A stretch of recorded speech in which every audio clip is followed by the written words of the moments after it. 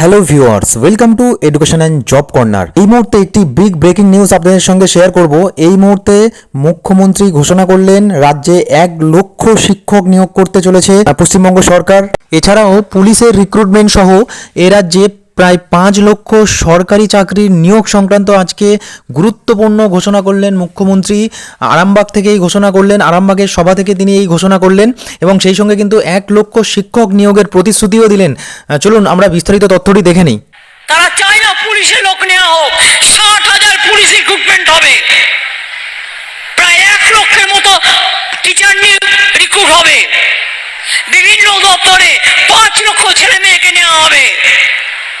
যেই আমরা রেডি করছি টুক করে একটা কেস ঢুকে দিচ্ছে আর দিয়ে হাসতে হাসতে বলছে দেখলে তো চাকরিটা করতে দেবো না, যেন জমিদারি পেয়ে গেছে। বলি সাহস থাকলে ভোটে লড়ুন, একটু গণতন্ত্রের রাজনীতির আস্থায় করুন, সবটা গিয়ে দুর্নীতি করবার চেষ্টা করবেন না, এটা একটা বড় দুর্নীতি। আমরা বলেছিলাম আমরা অনেক চেষ্টা করে যাচ্ছি। ডানকুনি তাজপুর, একটা হবে ডানকুনি হলদিয়া,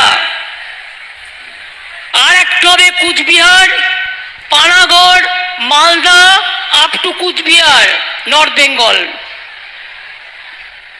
অর্থাৎ সারা বঙ্গ জুড়ে 6টা ইকোনমিক করিডোর হচ্ছে, যেখানে লক্ষ লক্ষ ছেলে মেয়ের চাকরি হবে আর বাইরে যেতে হবে না।